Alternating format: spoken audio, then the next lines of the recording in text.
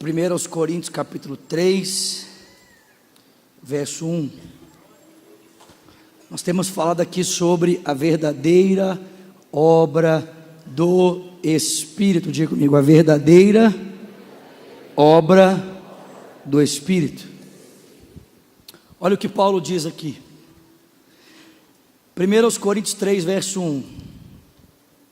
Irmãos, não lhes pude falar como a espirituais, mas como a carnais, como a crianças em Cristo. Dei a vocês leite e não alimento sólido, porque vocês não estavam em condições de recebê-lo. De fato, vocês ainda não estão em condições, porque ainda são carnais. Porque visto que há inveja e divisão entre vocês, não estão sendo carnais e agindo como mundanos? Pois quando alguém diz, eu sou de Paulo, e outro, eu sou de Apolo, não estão sendo mundanos? Afinal de contas, quem é Apolo? Quem é Paulo?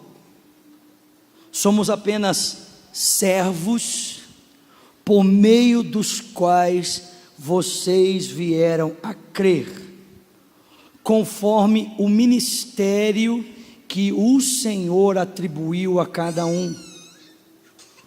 Eu plantei, Apolo regou, mas é Deus quem fez crescer, de modo que nem o que planta, nem o que rega são alguma coisa, mas unicamente Deus que efetua o crescimento.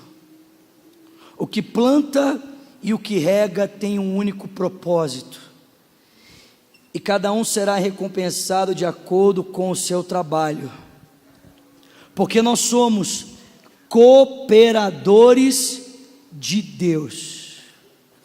Vocês são lavoura de Deus e edifício de Deus.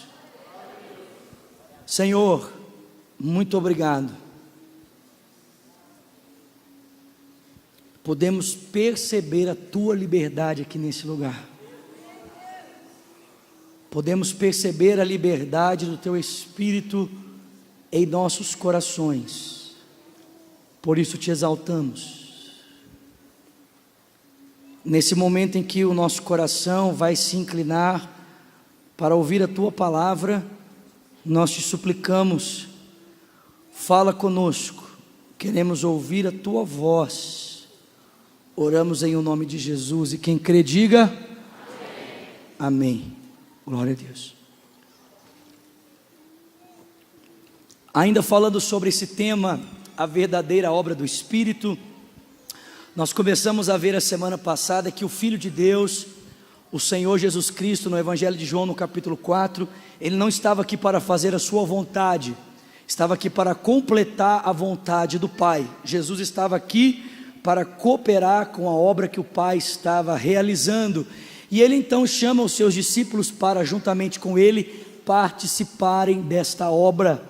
Mas uma vez que Cristo foi assunto aos céus, aparentemente poderia por um momento se tornar difícil aos discípulos perceberem a obra do Pai sem a companhia de Cristo.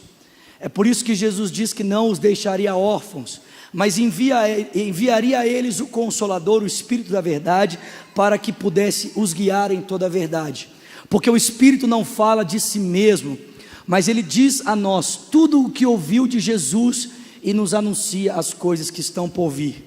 Por isso, assim como os discípulos de Cristo foram chamados a cooperar com Cristo, agora eles são chamados a cooperar com o Espírito de Deus. O livro de Atos narra para nós essa cooperação dos discípulos com o Espírito, e o resultado dessa cooperação na vida dos discípulos e também no mundo em que eles viviam, por cooperarem com a obra de Deus.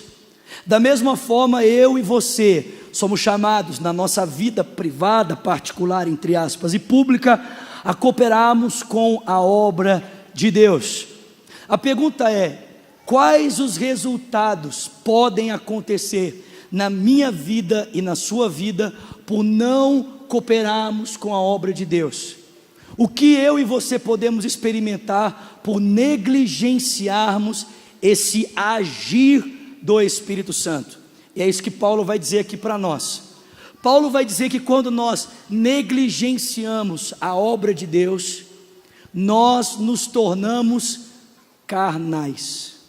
Diga comigo, carnais. Carnais. E ele diz que nós passamos a agir como meros mundanos.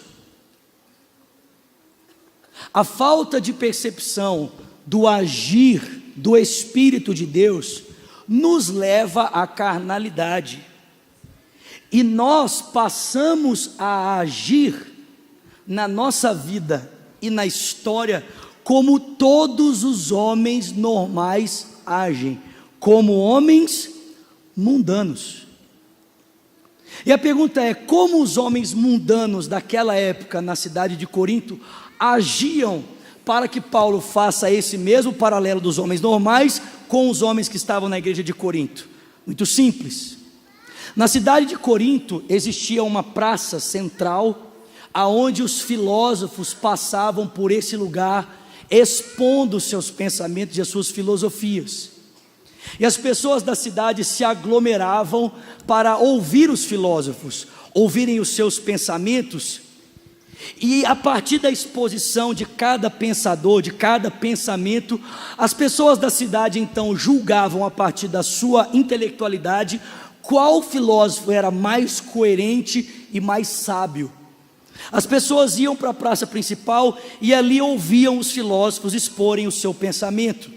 E então, a partir da intelectualidade, eles julgavam: não, esse filósofo é mais coerente, aquele é menos coerente, esse é mais eloquente, aquele é menos eloquente. E parece que esse comportamento mundano, esse comportamento cultural que existia na cidade de Corinto, pela falta de percepção da obra do Espírito, estava afetando os cristãos da igreja. Eles pensavam que eles podiam decidir a respeito da obra de Deus pelos parâmetros da sua própria cultura. Eles começaram a abraçar os elementos culturais da cidade e trazerem para dentro da igreja, e começaram a pensar a obra de Deus, a obra do Espírito, pelos parâmetros da sua cultura. E o texto diz que ao começarem a pensar a obra de Deus pelos parâmetros da cultura à sua volta, esses irmãos começaram a comparar os pregadores. Eles começaram a dizer: o Apolo é mais eloquente do que o Paulo, porque o Paulo até escreve bem pelas suas cartas, ele realmente é um exímio escritor, mas a sua presença é frágil, a sua presença é fraca, a sua presença, ela não causa muito impacto, ele é pequeno, não é poderoso em palavras. Quando o Apolo fala, a gente até arrepia, mas o Paulo, ele é muito simples, ele é muito fraco. Deixa ela, gente.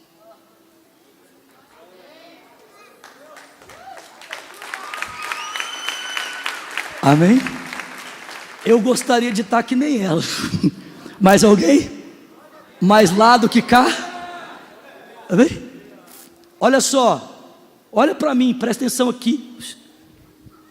Oi, tudo bem? Outras pessoas diziam: não, eu prefiro o Paulo do que o Apolo, porque o Apolo é até poderoso em palavras, mas o Paulo viu Jesus. No capítulo 1 de Corinto, outras pessoas diziam: não, que Paulo, que Apolo, eu prefiro Pedro, porque o Pedro andou com Jesus, o Pedro esteve por 3 anos e meio com Jesus.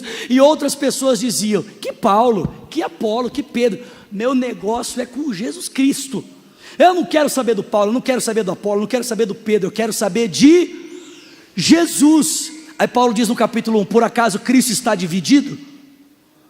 Por acaso Cristo tem partidos em si? Presta atenção, a falta de percepção da obra do Espírito levou essas pessoas a uma carnalidade. Qual carnalidade? Elas começaram a julgar a obra de Deus a partir dos parâmetros da cultura à sua volta. E porque elas começaram a julgar a obra de Deus a partir dos parâmetros da sua cultura, elas começaram a preferir coisas, preferir pessoas em detrimento de outras pessoas. E o que é que isso começou a despertar no coração delas? Inveja, ciúmes, rivalidade e disputas. E é por isso que Paulo diz: por essa razão eu tenho que chamar vocês de carnais.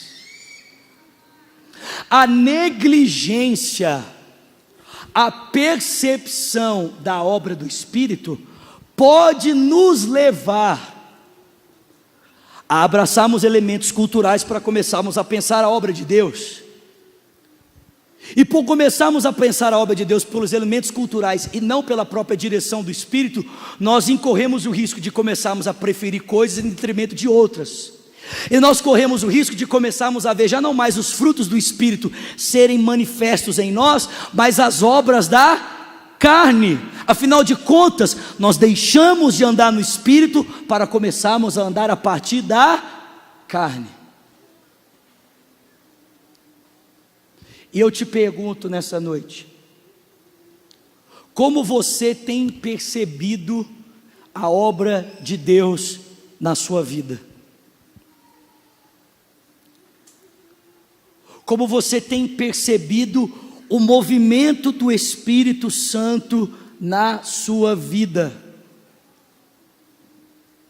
Você tem percebido o movimento do Espírito pela obra do Espírito, pela direção do Espírito, ou você tem percebido o movimento do Espírito pelo parâmetro da cultura à sua volta, que tem levado você a julgar a ação de Deus pelos parâmetros da cultura, pelo ângulo da carnalidade, e tem despertado em você as obras da carne ao invés dos frutos do Espírito?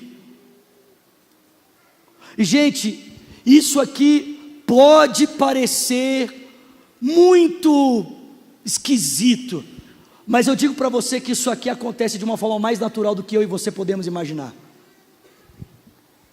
Nós vivemos dentro de uma cultura que nós chamamos de cultura secular. E qual é o grande critério dessa cultura secular ou secularista? É que Deus deixa de ser referência para qualquer decisão na nossa vida, seja ela privada, seja ela pública. Deus deixa de ser referência. Nós chamamos o Estado de um Estado laico, mas na prática nós agimos como se ele fosse laicista. Na prática nós agimos como se a menção da religião, ou propriamente a menção da religião cristã, não pudesse ter o seu lugar. Não é possível mais pensar qualquer ângulo da vida social ou da vida privada pela perspectiva do cristianismo, porque isso ofende o mundo em que nós estamos vivendo.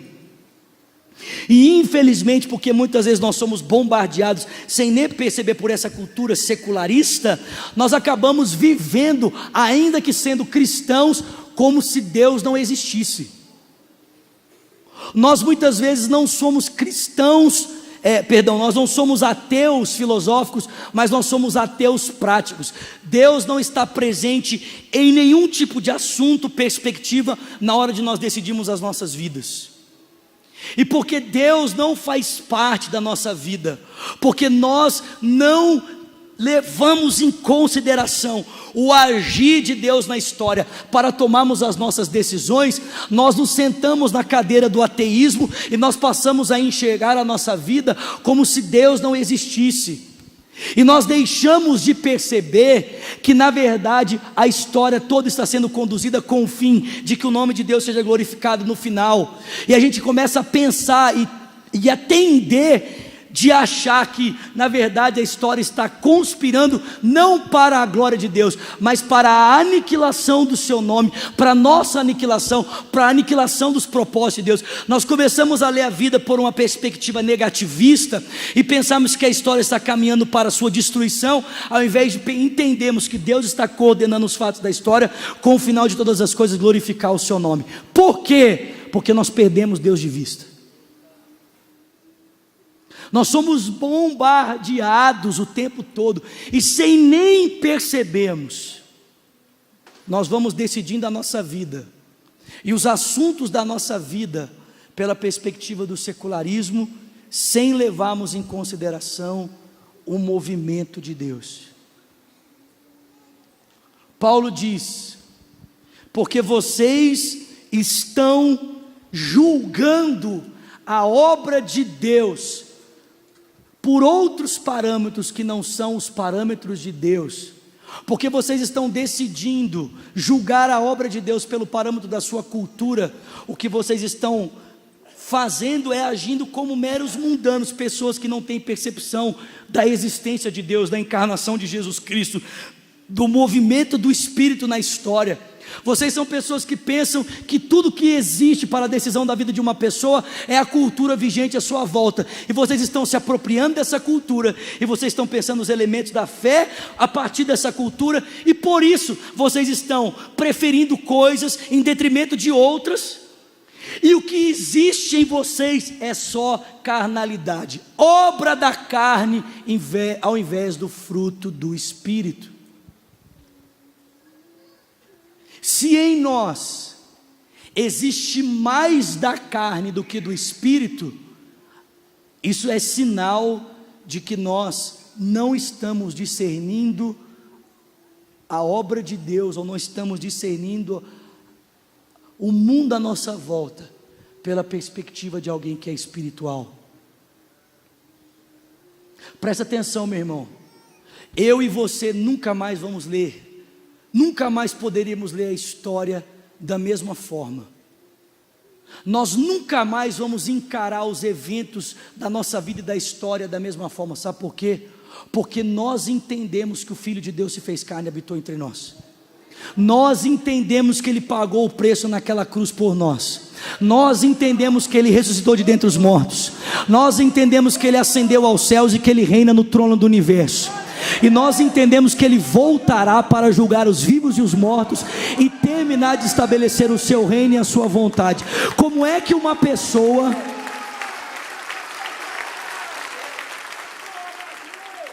Obrigado.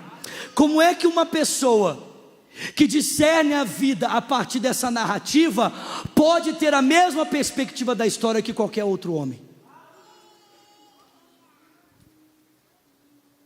A falta de compreensão das ações de Deus na história pode nos levar à carnalidade, a começarmos a olhar para a vida do outro e dizer: Deus está fazendo na vida dele, não está fazendo na minha. Isso é carnalidade. Se você, ao observar a vida do seu irmão, sente inveja, ao invés de glorificar, você está na carne. Você está julgando a obra de Deus pelos parâmetros da cultura à sua volta, porque a cultura à sua volta diz que só você pode ter em detrimento de tudo que todo mundo tem. A cultura à sua volta diz que você só vai ser feliz quando você estiver bem e os outros estiverem mal, porque a sua alegria não é só a sua alegria é a alegria de verdade quando você se vê bem e os outros estão mal. Porque quando você está bem e você vê o outro bem, o que você sente? Inveja.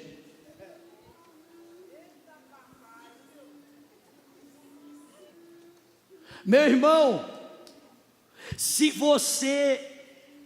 nós somos tomados de ciúmes, inveja, divisão, olha só, se você vem para o culto, vou falar isso aqui, amém?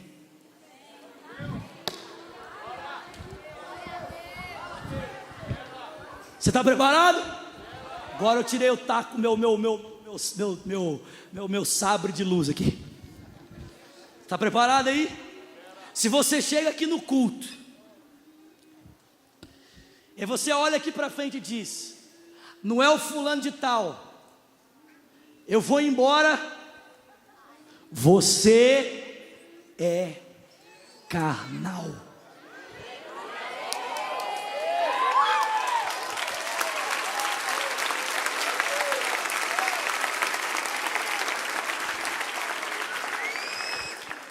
Você é carnal. E sabe por que você é carnal? Porque você pensa que quem faz a obra é o homem que está aqui em cima, e não o Deus que está usando o homem que está aqui em cima. Você não consegue perceber que por trás desse 1,67 m de altura, e não tire nem 1 centímetro. E a irmã perguntou: você tem tudo isso?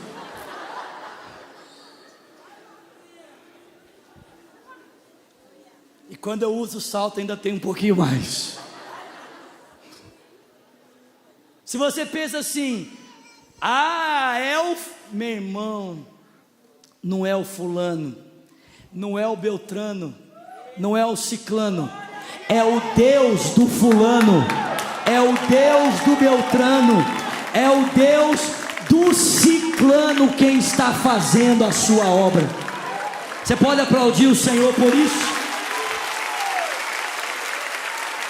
Pode dizer algo para você: nós não precisamos preferir um em detrimento de outros, porque Deus não precisa que todo mundo seja igual. Ele faz a sua obra na multiforme graça, usando cada um como Ele quer, do jeito que Ele quer, na hora que Ele quer, para o louvor da sua glória. Um canta, o outro relampeia, o outro sapateia, o outro grita, o outro não grita, mas Deus está sendo glorificado, porque a obra é dele, para o seu louvor, para a sua glória. Você consegue entender isso aqui, querido? Nós precisamos nos tornarmos espirituais. Quando a gente julgava a vida pelos parâmetros do mundo, você escolhia a roupa que você preferia, a música que você preferia, amém? Você escolhia a comida que você preferia. Mas quando você está diante da obra de Deus, não é a sua preferência. Irmãos, só entre nós aqui, amém? Sem ofender ninguém, em amor. Isso aqui não é um self-service, querido, em que você vem com o seu pratinho e fala assim: hoje eu quero comer pregação do pastor Lucinho, hoje eu quero comer pregação do pastor André, e amanhã eu quero comer pregação do pastor Márcio. Gente boa. Não sei se você entendeu, mas o Deus que está falando através do Lucinho é o Deus que está falando através do André, é o Deus que está falando através do pastor Márcio. O seu grande problema é que você está apegado ao exterior e não consegue perceber o Deus que está fazendo a obra. Nós precisamos discernir a obra de Deus espiritualmente. Mas eu prefiro o pastor Lucinho. Amém, meu irmão? Você prefere o pastor Lucinho? Diga isso para Jesus. Diga para Jesus: Jesus, eu só ouço o Senhor se for através do Lucinho. Diga para Jesus: Jesus, eu só vou te ouvir se for através do pastor Márcio. Não ouço o Senhor mais através de ninguém. Deixa eu dizer uma coisa para você: pode o vaso dizer ao oleiro o que o oleiro tem que fazer?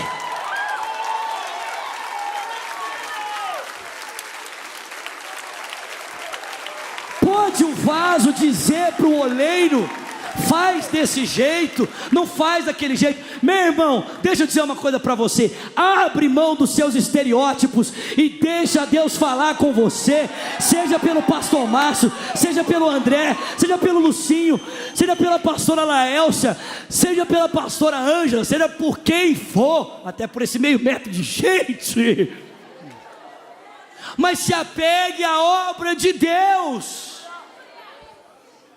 Amém, queridos? Não sejamos carnais. Lá fora as pessoas decidem a sua vida por suas preferências. Aqui dentro nós decidimos a nossa vida pela direção do Espírito Santo. Aqui dentro nós decidimos a história pelo agir da condução da graça de Deus. Ah, mas eu não estou gostando. Então se entenda com o dono da obra, porque essa obra aqui tem um dono. Sabe qual é o nome dele? Sabe qual é o nome dele? Não sei se alguém te contou. O nome dele é Jesus Cristo de Nazaré.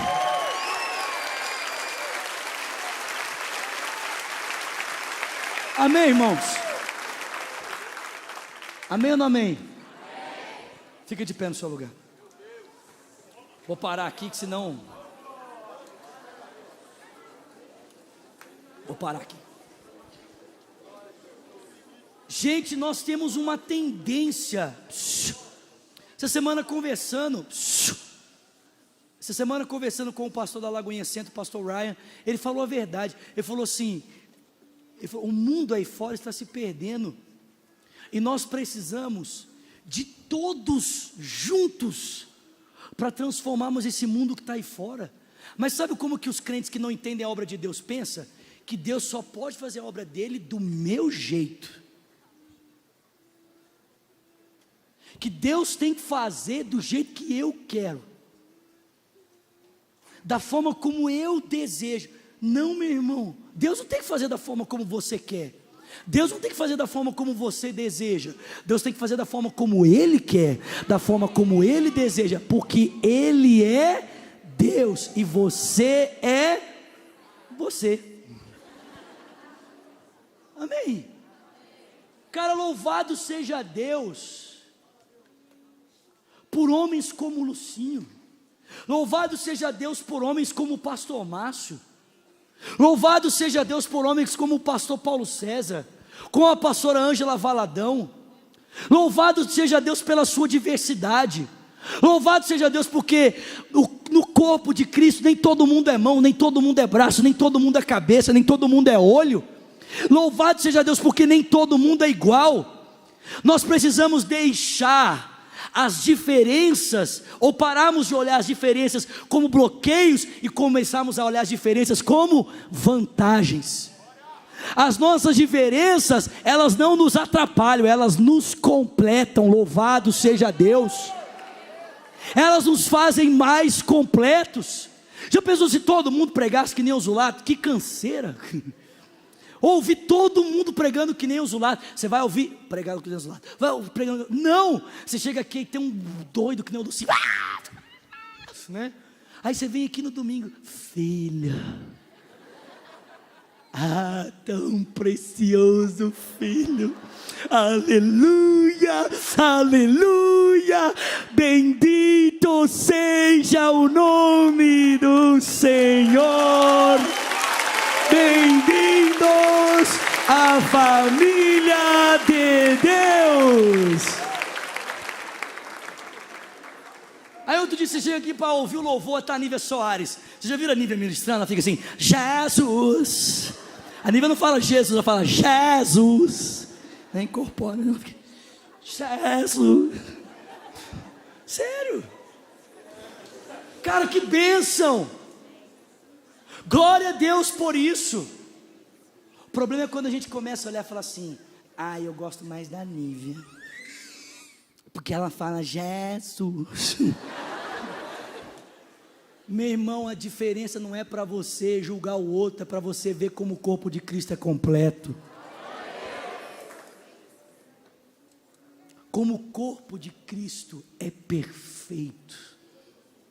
Amém, meus irmãos? que Deus nos dê discernimento espiritual, para perceber a obra dele na nossa vida, para não julgarmos os atos de Deus na nossa vida pela perspectiva de um Deus que não existe. Pensamos assim: aí os problemas estão acontecendo, Deus perdeu o controle da minha vida. Aonde é que isso está escrito na sua Bíblia? Que quando os problemas acontecem, Deus perde o controle da sua vida. Eu não sei se você já leu na sua Bíblia, em Romanos capítulo 5, a partir do verso 3, Paulo diz assim: e nos gloriamos também nas tribulações, porque nós sabemos que a tribulação produz em nós a perseverança, a perseverança produz em nós o caráter aprovado, e o caráter aprovado produz em nós a esperança, porque o amor de Deus foi derramado em nosso coração pelo Espírito Santo que nos foi otorgado. Ou como Tiago diz no capítulo 1, verso 3: irmãos, tende por motivo de grande alegria o passar por diversas provações, porque a prova da vossa fé produz em vós o caráter aprovado, e o caráter aprovado produz em vocês a experiência, e a experiência tem a sua prova, para que vocês sejam perfeitos e maduros, sem lhes faltar coisa alguma. Ou como o escritor aos Hebreus diz no capítulo de número 12, dizendo para mim e para você, que quando nós somos corrigidos pelas aflições, é porque nós temos um Pai Celestial que nos ama, e usa as adversidades da nossa vida para trabalhar no nosso caráter, a fim de que sejamos participantes da sua santidade. Aleluia. Mas o ateísmo aí fora é que diz para você que o problema é a evidência da inexistência de Deus. São os ateus aí fora que dizem: se existe sofrimento, Deus não existe, como se o sofrimento fosse um contraponto da existência de Deus. Mas eu digo para você, o sofrimento existe e Deus existe. O sofrimento nunca foi o contraponto da existência de Deus. Na verdade, o sofrimento é a maior prova de que Deus existe. Por quê? Porque se num mundo cheio de sofrimento, violência e injustiça como esse, o mundo não acaba, isso só prova que Deus existe. Porque se a militância policial, se o exercício da justiça, a repressão contra os maus não é capaz de vencer o sofrimento, quem é que está parando o avanço da maldade para que a gente possa continuar existindo? Se existem ogivas nucleares capazes de destruir esse mundo por 3 vezes e nenhuma delas ainda foi detonada, por que eu e você ainda estamos aqui? E eu vou dizer para você: porque existe um Deus assentado em um alto e sublime trono, que dirige a história conforme o seu querer e a sua vontade, a fim de que todas as coisas cooperem para o bem daqueles que amam a Deus, dos que foram chamados segundo o seu propósito. Meu irmão, aleluia. Pare de decidir a sua história pela perspectiva da cultura. Pare de julgar a sua vida pela percepção da cultura vigente, aparente, secularista. Comece a olhar para a sua história pela ótica de Deus. Pede para Deus: Deus, eu quero cooperar com o teu Espírito Santo.